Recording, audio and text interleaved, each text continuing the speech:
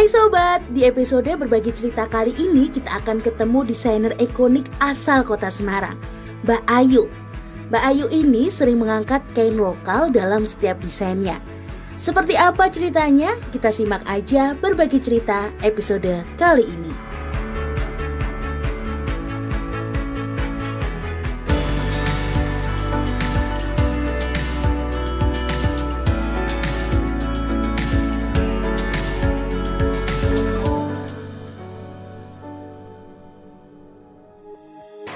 Saya terjun di dunia fashion itu waktu saya bekerja menjadi sekretaris Ana Avanti.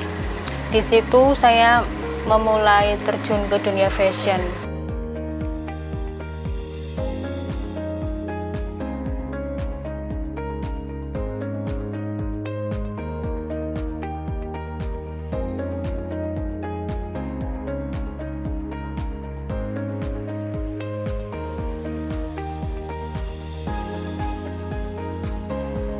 Dan setelah itu saya bekerja di Mbah Cingkrak, Bu Ajeng, di situ sebagai PR.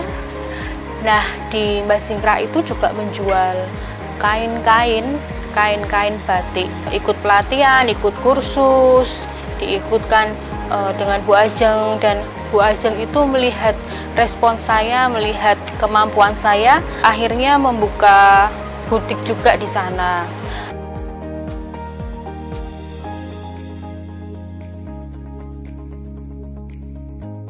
Nah, setelah itu saya mendapat tantangan dari Yayasan Indonesia untuk membuatkan 10 baju untuk finalis Putri Indonesia yang di Jawa Tengah.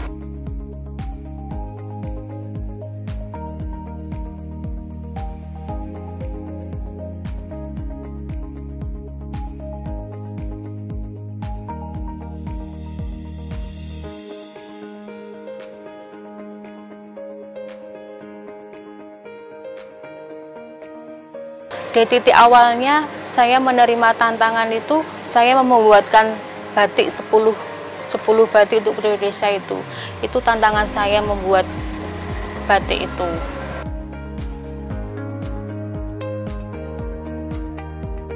Desain bagus ya, ternyata batik dibuat seperti itu, dibuat suatu gaun itu bagus. Yang tadinya batik itu orang bilang ala kayak ibu-ibu, ala kayak baju rumahan, tapi ternyata dibuat elegan. Itu yang membuat banyak orang-orang minta didesainkan, minta dibuatkan baju. Itu yang membuat saya semakin excited, semakin antusias untuk membuat baju gitu.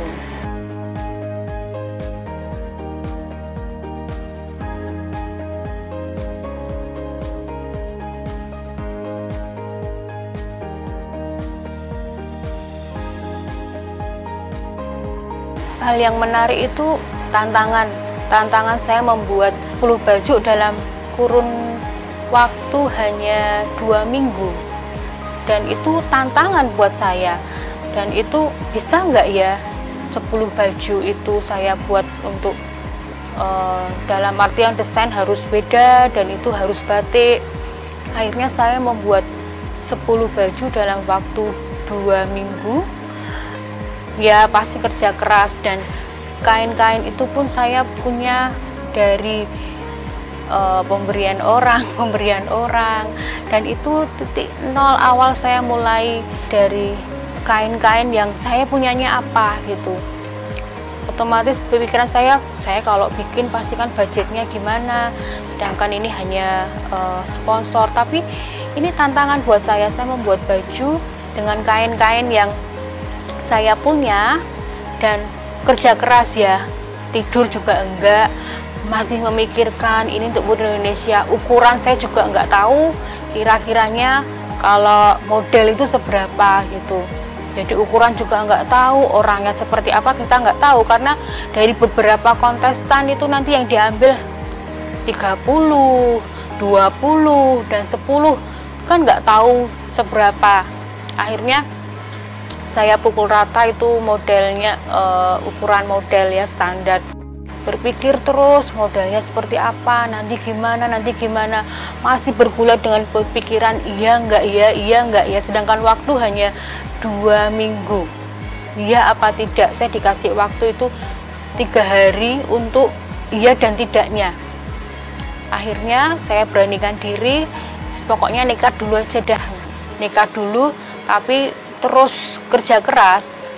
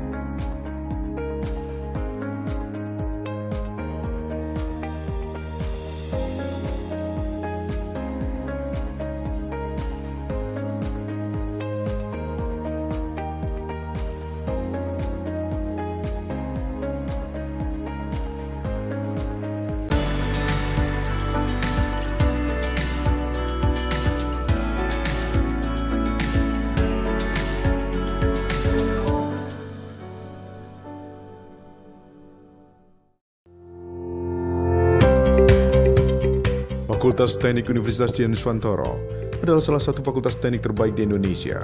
Di Fakultas Teknik UDINUS, tradisi keilmuan mengakar kuat, melahirkan sarjana yang kreatif, inovatif dan terdepan dengan reputasi global.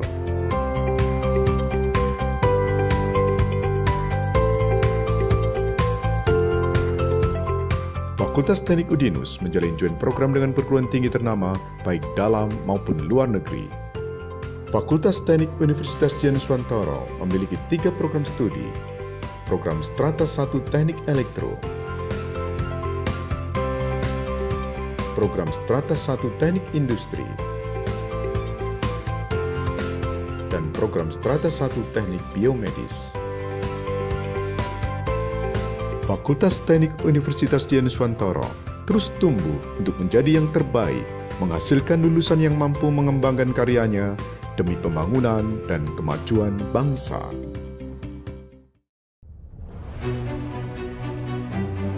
Jadi rumah BUMN Gunung Kidul ini dibangun untuk mendampingi UMKM agar lebih dikenal di banyak kalangan masyarakat. Salah satu dari 4 prioritas program ini adalah ekspor. Kemudian kami dapat tawaran dari PLN untuk mengikuti pameran di Pasar Senggol Turki. Untuk PLN kami menyampaikan yang pertama terima kasih atas kesempatannya selama ini. Jadi selama 2 tahun ini kami diajak untuk ikut pameran G20, kemudian kami diajak untuk kemarin pameran di Turki. Kami berharap rumah BUMN Gunung Kidul binaan PT PLN Persero dapat menjadi wadah bagi UMKM di Yogyakarta dan sekitarnya. Rumah BUMN Gunung Kidul dari Yogyakarta untuk dunia.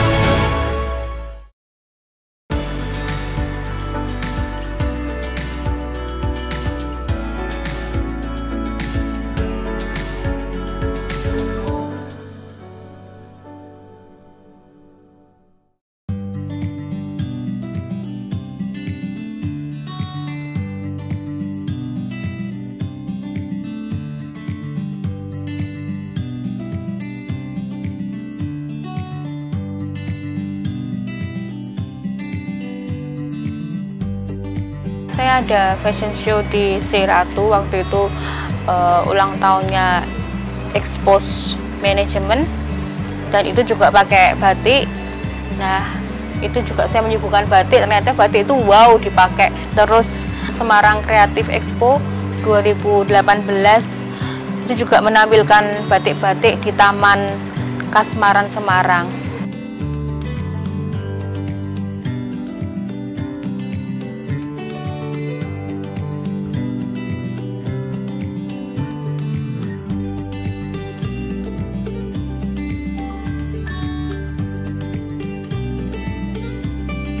Terus fashion show di Taman Mini Indonesia.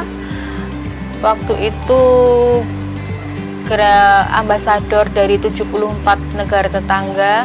Saya memfashion show-kan Troso Jepara. Dan yang paling membuat saya terkesan itu fashion show di Kota Lama. Nah, itu Bu Wali Kota menarik wisatawan dengan fashion show di Kota Lama. Baju-baju dengan nuansa semua bergambarkan Kota Lama, Lawang Sewu, terus Gereja Blenduk, dan Gedung Marba.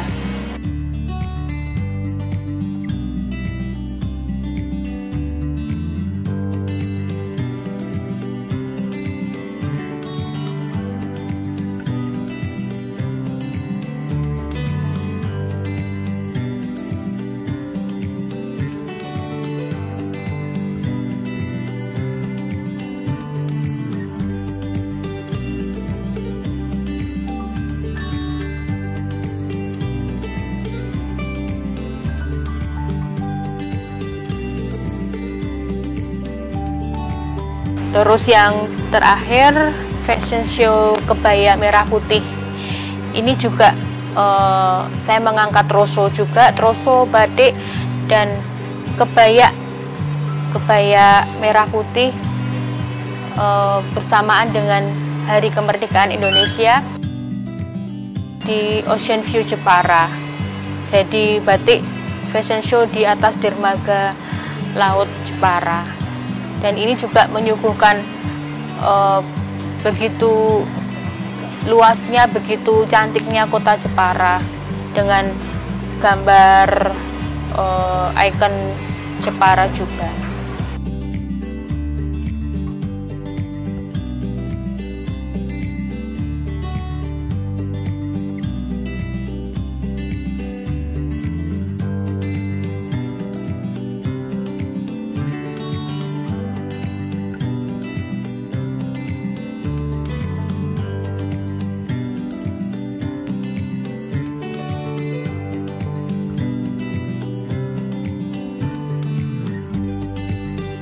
Ciri khas saya senang sekali dengan batik. Batik saya mix dengan tile, terus batik sublime. Jadi kain dengan Kota Lama, gambar Kota Lama, gambar Semarang dan Jepara.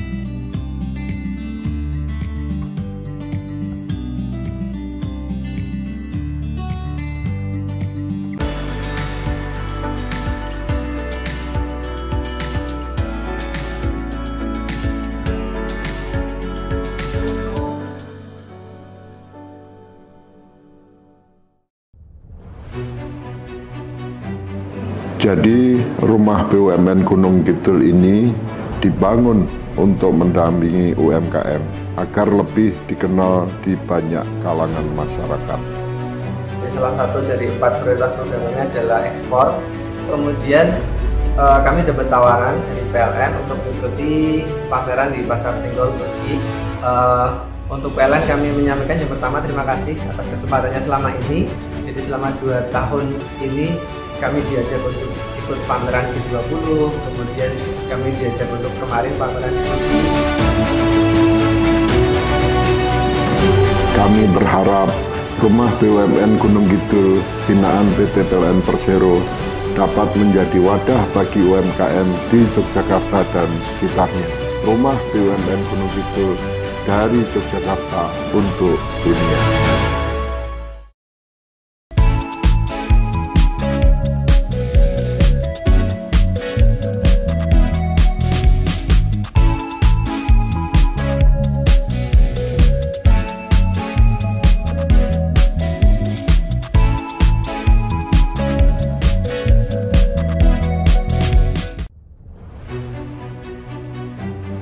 Jadi rumah BUMN Gunung Kidul ini dibangun untuk mendampingi UMKM agar lebih dikenal di banyak kalangan masyarakat.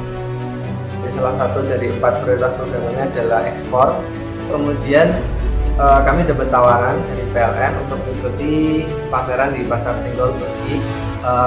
Untuk PLN kami menyampaikan yang pertama terima kasih atas kesempatannya selama ini.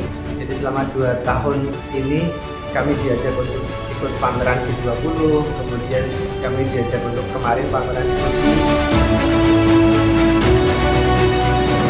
Kami berharap Rumah BUMN Gunung Kidul binaan PT PLN Persero dapat menjadi wadah bagi UMKM di Yogyakarta dan sekitarnya. Rumah BUMN Gunung Kidul dari Yogyakarta untuk dunia.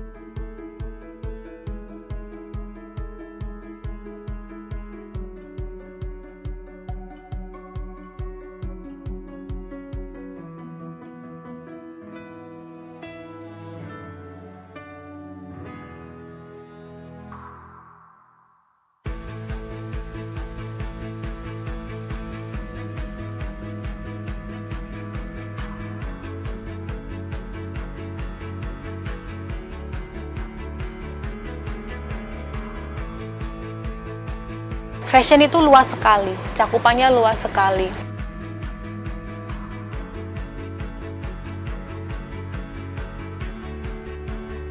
Fashion kita bisa menampilkan Jepara dengan corak baju kota Jepara, dengan kota lama. Saya punya customer, itu Ibu Vira, Ocean View Jepara. Dan dia juga salah satu orang yang menggali semangat saya. Jadi sering sekali membuatkan baju beliau dan banyak customer juga di sana.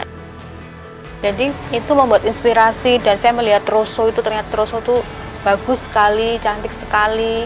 Terus juga menarik wisatawan untuk melihat Jepara.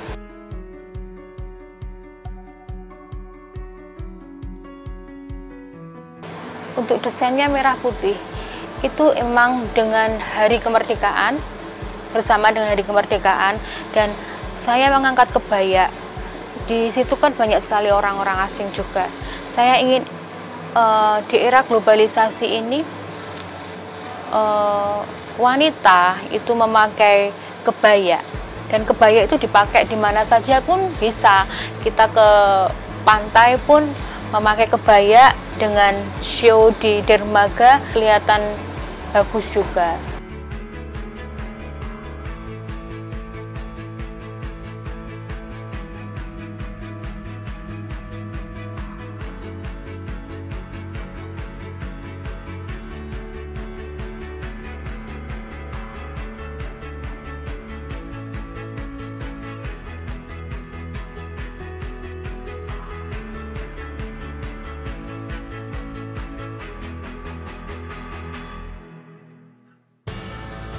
Harapan saya untuk di dunia fashion, kita lebih meningkatkan kreativitas dan kita meningkatkan nilai budaya Indonesia. Banyak sekali kekayaan Indonesia, kain-kain dari beberapa di Indonesia. Harapan saya bisa meningkatkan sumber daya UKM-UKM yang membuat kain-kain tradisional itu. Pencapaiannya lebih pengennya bisa merambah ke internasional. Itu walaupun sekarang mungkin internasional ya orderan memang ada yang ekspor juga, tapi lebih yang rutin dan meningkat supaya saya juga bisa memperdayakan sumber daya manusia.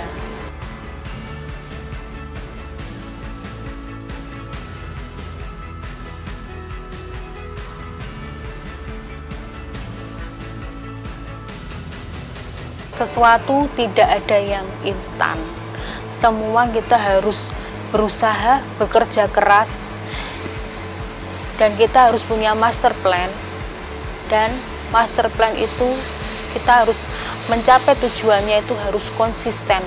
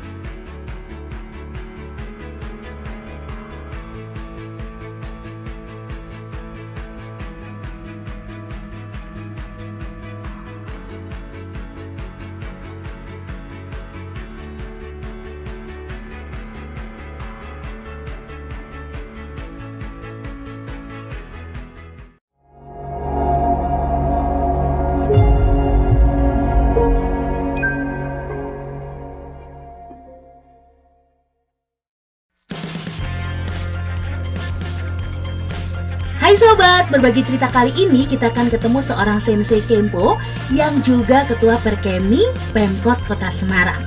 Beliau punya misi mengembangkan dan memperkenalkan bela diri Kempo. Seperti apa itu Kempo?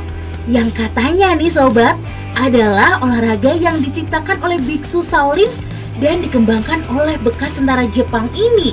Wow, penasaran kan? Langsung aja nih, kita simak aja berbagi cerita episode kali ini.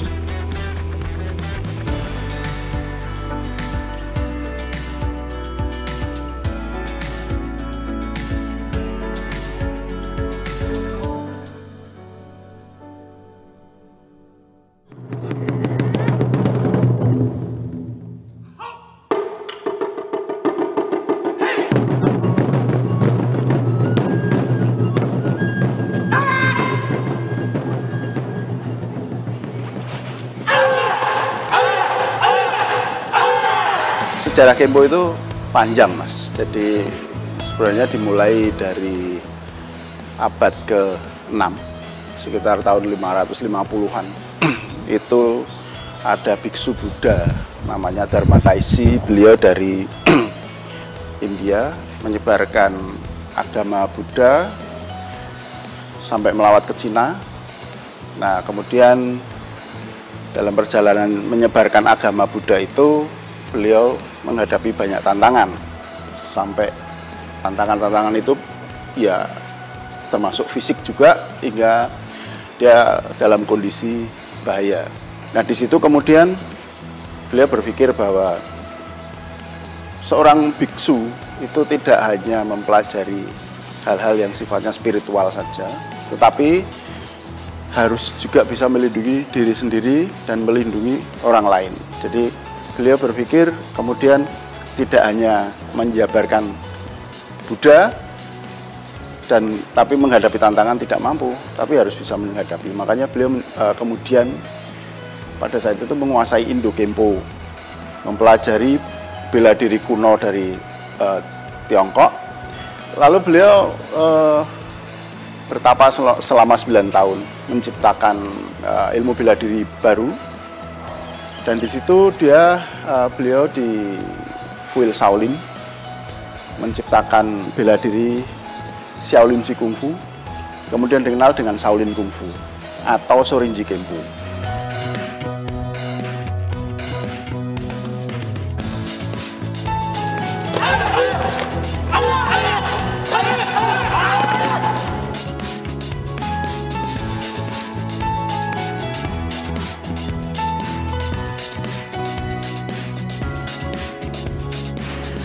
Nah, kemudian bela diri ini, yang Shaolin Kung Fu ini menjadi bela diri wajib bagi setiap calon biksu di Shaolin. Itu pada abad ke-6 tahun 550. Dan kemudian perkembangannya sampai pada abad ke-20. Pada saat Jepang perbedaan politik sampai ke Cina, kemudian di sana ada peperangan dan sebagainya. Ada salah satu tentara yang dikirim itu namanya Sodoshin, tapi kemudian beliau lebih tertarik untuk mempelajari Shaolin, mempelajari Kempo, dilatih oleh Shihang atau Mahaguru ke-20, Wen Taizong. Setelah beliau menguasai dengan benar-benar, beliau Sodoshin ini diangkat menjadi Shihang ke-21 di Shaolin. Tapi kemudian kembali ke Jepang sekitar tahun 40-an, menyebarkan Kempo di Jepang, berpusat di Tadotsu. Nah, kemudian eranya pada tahun 40-an, 45, ketika Jepang juga ada pada Perang Dunia Kedua kalah, kemudian harus membayar pampasan perang, dan salah satunya harus mengirim pelajar-pelajar Indonesia untuk belajar di Jepang. Ada 3 orang mahasiswa Indonesia yang belajar di Jepang, Sensei Utin Sahras, Sensei Indra Kartasasmita, dan salah satu sensei lagi. Beliau ini kemudian mempelajari Kempo. Sensei Ginanjar yang kemudian menjadi menteri juga itu. Ya, beliau bertiga ini mempelajari Kempo, kemudian kembali ke Indonesia mengajarkan Kempo, menyebarkan, dan kemudian tahun 2 Februari 66 itu membentuk Perkemi, Persaudaraan Bela Diri Kempo Indonesia.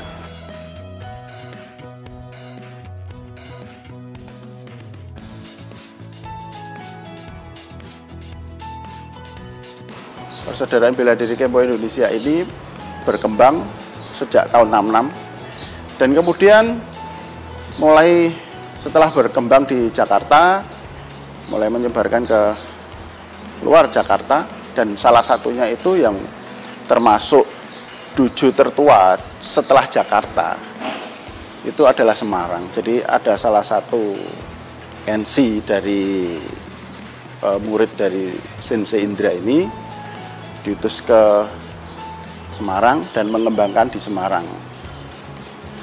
Nah, kemudian ya itu mulai sekitar tahun 67 ada Simpe Budi Santoso, kemudian Simpe Hertoto Basuki, kemudian ada Simpe-simpe yang lain. Nah, beliau-beliau ini yang kemudian mengembangkan Kempo di Semarang dan Jawa Tengah.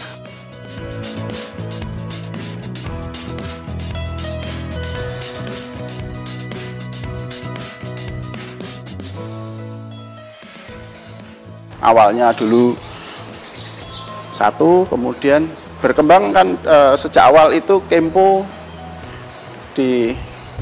lebih diarahkan untuk dikembangkan di dunia pendidikan, khususnya di universitas dan juga di kaum pelajar, dan kemudian sekolah-sekolah lah, sekolah negeri maupun swasta. Dan sekarang ada 27 yang berkembang di Semarang, selain ada dojo umum juga. Nah, ini sekilas perjalanan Kempo dari Shihang yang pertama sampai Semarang.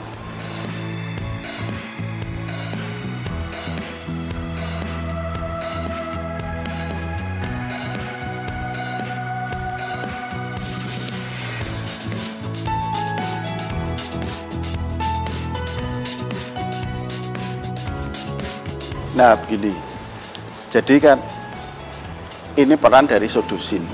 Sodusin Mahaguru ke-21 yang juga orang Jepang yang kemudian mengembangkan Kempo modern.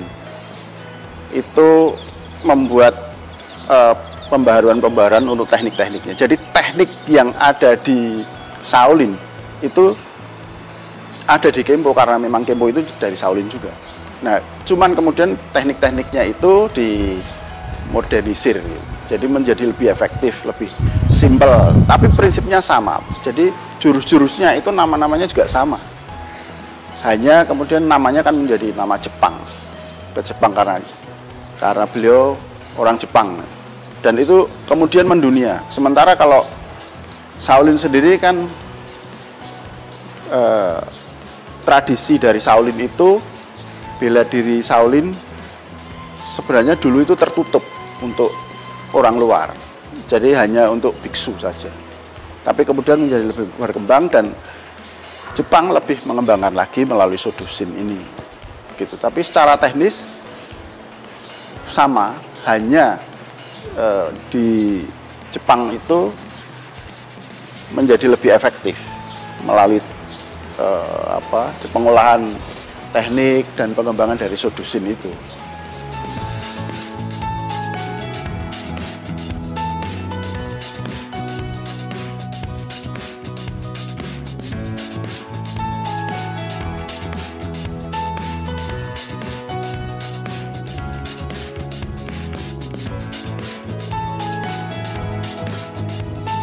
Jadi kalau Kempo Kota Semarang itu selama kita menjadi pionir dari Kempo di Jawa Tengah. Jadi memang kita ini Semarang itu menjadi tolak ukur dari Kempo di Jawa Tengah. Pada kompetisi tertinggi di Jawa Tengah itu kan Porda dulu, sekarang Porprov. Pada era saya di 2013 misalnya kita juara umum Porprov di Banyumas. Kemudian juara di kejuaraan pelajar. Gitu. Jadi kita juga mengikuti kejuaraan-kejuaraan di luar Jawa Tengah. Kita juga ambil bagian dalam PON dan beberapa Kensi Semarang juga ikut menyumbangkan medali. Kemudian ada kejuaraan-kejuaraan lain, kita juga menjadi salah satu kontributor dari peraih medali untuk Kota Semarang.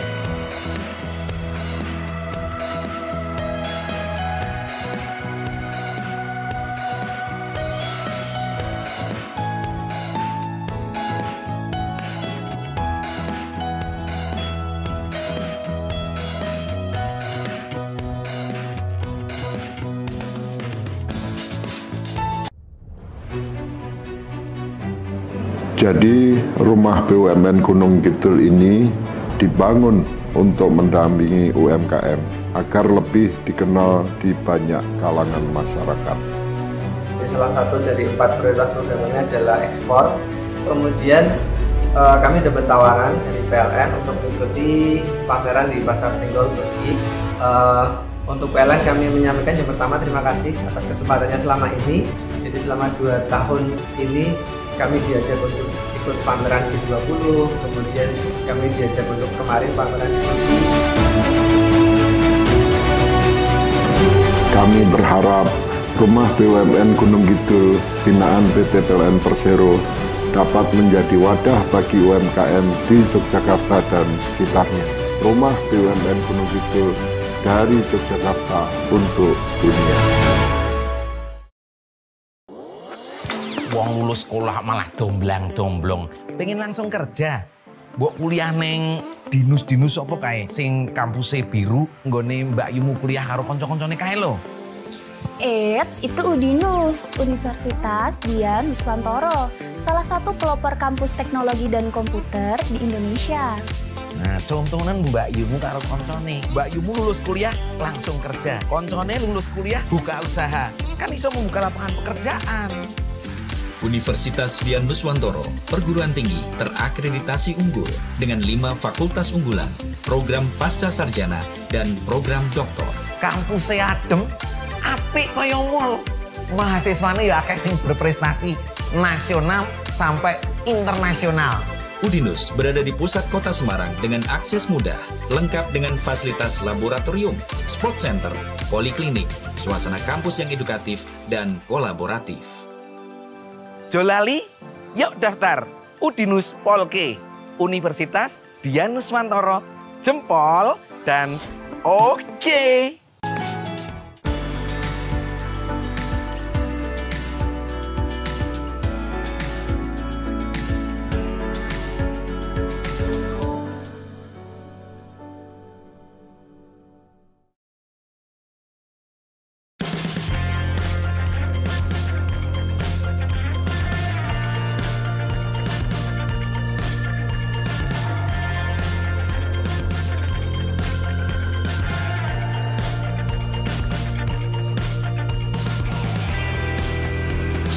Ada dari sisi bela dirinya sendiri itu adalah di segi teknik.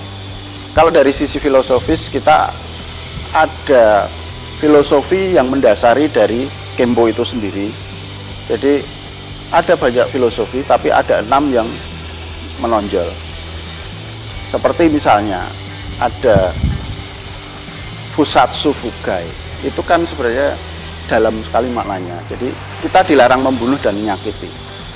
Jadi ada hubungannya dengan doktrin Kempo. Doktrin Kempo itu kasih sayang tanpa kekuatan adalah kelemahan. Kasih sayang tanpa kekuatan adalah kezaliman. Jadi kita seorang Kenshi atau pemain Kempo itu harus kuat tapi juga punya kasih. Lalu kemudian dari sisi teknik kita ini ada beberapa teknik pokok. Secara garis besar itu kita orang belajar Kempo secara bela diri, dia mempelajari tentang teknik Juho. Teknik Juho itu adalah teknik-teknik lipatan, teknik bantingan, teknik kuncian.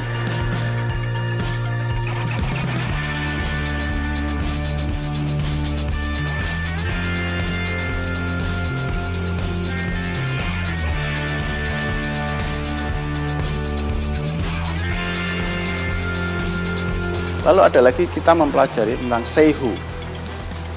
Seiho itu adalah teknik pengembalian kondisi fisik setelah kita berlatih capek selama sekian waktu. Di situ kita diajari tentang anatomi tubuh, bagaimana memulihkan kondisi itu melalui teknik-teknik urut ketimuran yang dulu berasal dari Shaolin juga. Nah, ya memang kemudian ada teknik juga yang ya ini hanya bisa dikuasai oleh sensei-sensei yang tekniknya sudah tinggi. Itu ada totok darah ya.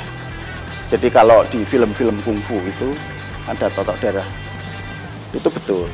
Tetapi secara faktual yang namanya totok itu tidak dalam waktu lama. Begitu ditotok, dalam beberapa detik harus dikembalikan ke kondisi semula. Jadi dia tidak mengalami akibat fatal. Kalau dibiarkan akibatnya menjadi fatal karena aliran darahnya berhenti. Jadi itu hanya beberapa detik. Begitu kita menyerang titik-titik tertentu, dia jatuh. Nah, itu harus segera dikembalikan. Tapi pada prinsipnya kalau yang di Indonesia secara umum Kenshi itu mempelajari ya ada filosofi Juho, kemudian tekniknya Juho dan Goho itu. Dan itu tekniknya banyak sekali. Ada sekitar 500 teknik di Kempo. Jadi di Kempo kita mempelajari Juho dan Goho dan itu dipelajari tahap demi tahap kita memiliki tingkatan, dan setiap tingkatan itu ada teknik yang harus dipelajari. Itu ada kurikulumnya. Kita memiliki kurikulum sebagai acuan. Gitu. Dan itu setidaknya ada 500 teknik sampai ke tingkatan yang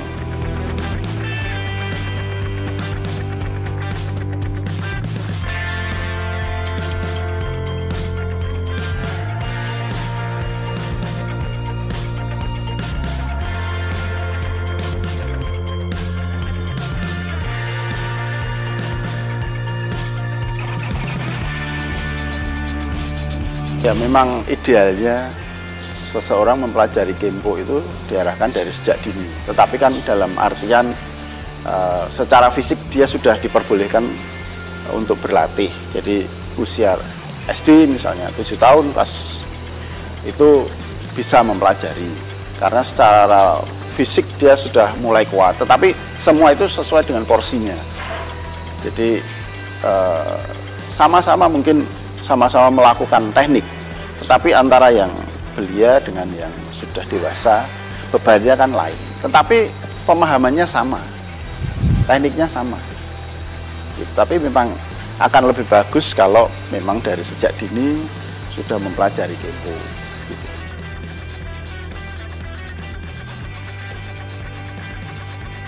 Pada prinsipnya adalah bela diri yang mengutamakan sisi alamiah. Jadi siapapun bisa mempelajari. Jadi dari yang anak kecil sampai yang dewasa. Kemudian dari yang berbagai gender ya, dari antara yang pria maupun wanita. Makanya itu bisa dilihat dari teknik-teknik Kempo. Kita tidak hanya mempelajari teknik Goho, tetapi Juho. Juho itu adalah teknik-teknik lipatan.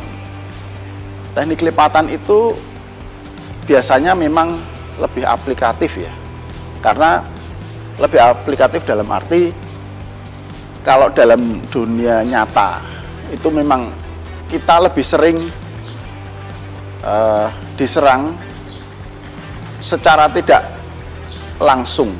Jadi diserang tetapi tidak dengan pukulan atau tendangan, tapi dengan pegangan atau apalah. Itu biasanya wanita diserang dari sisi itu. Nah, itu semua ada tekniknya di Kempo. Itu Kempo bisa menjawab semua tantangan serangan untuk wanita maupun pria. Jadi teknik-tekniknya banyak di Juho.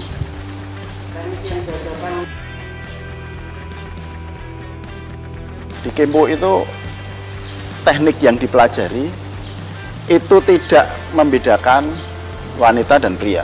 Yang kemudian di situ sesuai dengan kurikulum. Nah, kemudian pada saat melakukan latihan itu kita ada satu sistem namanya Kumite Sutai. Jadi kita melakukan secara berpasangan. Dengan berpasangan itu kita akan dapat mengetahui gerakan kita itu sudah tepat atau belum, sasarannya sudah tepat atau belum. Kemudian dari situ kan tekniknya akan menjadi efektif atau tidak. Jadi kita punya banyak teknik, banyak cara supaya kita dapat memenangkan satu perkelahian. Ya, tapi asumsinya kalau di Kempo itu kita tidak berkelahi untuk menyerang, tetapi kita hanya bertahan, kita hanya bela diri, karena filosofinya di situ.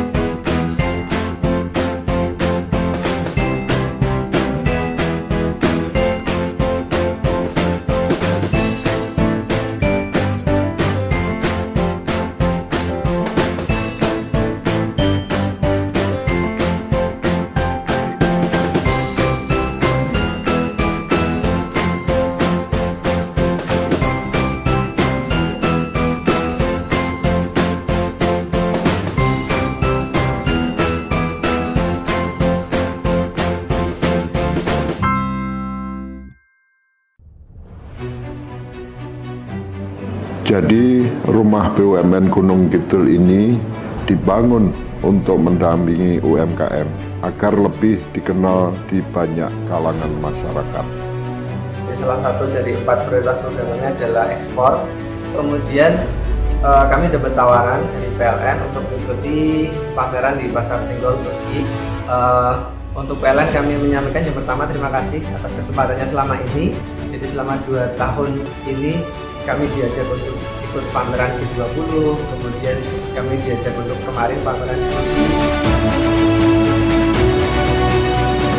Kami berharap rumah BUMN Gunung Kidul binaan PT PLN Persero dapat menjadi wadah bagi UMKM di Yogyakarta dan sekitarnya. Rumah BUMN Gunung Kidul dari Yogyakarta untuk dunia.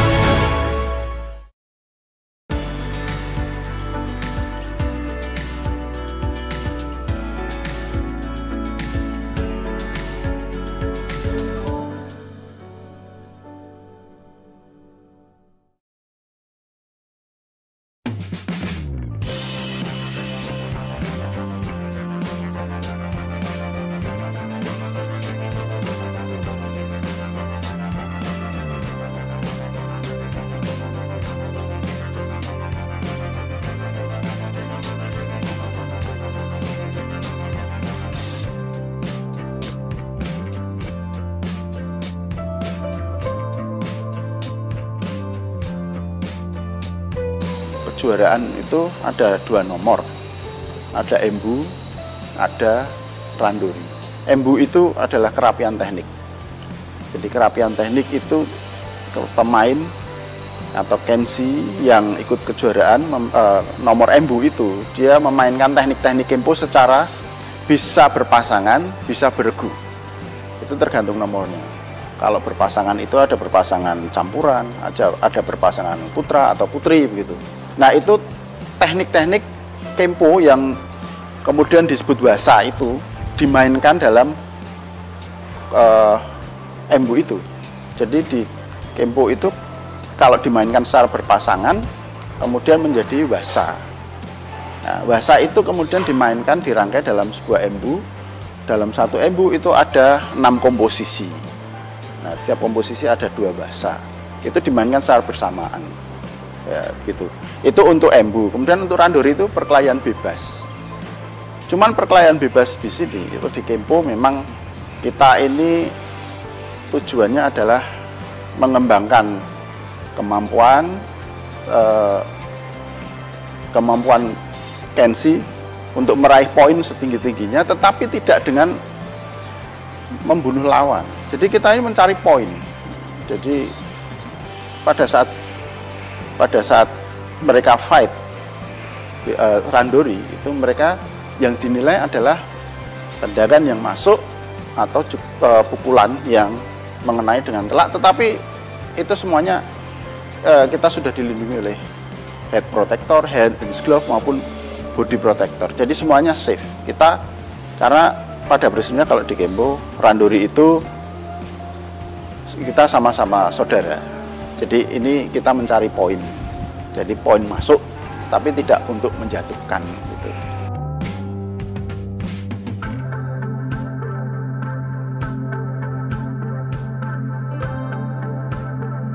Kempo tidak diizinkan untuk mengikuti event-event di luar kempo.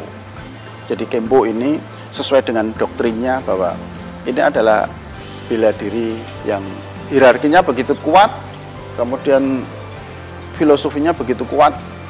Jadi kita tidak diizinkan untuk mengikuti sebuah kejuaraan di luar kejuaraan yang digagas oleh kempo. Di sini kalau di Indonesia Perkemi, kalau di dunia namanya WSKO. Jadi di luar itu kita tidak diperbolehkan.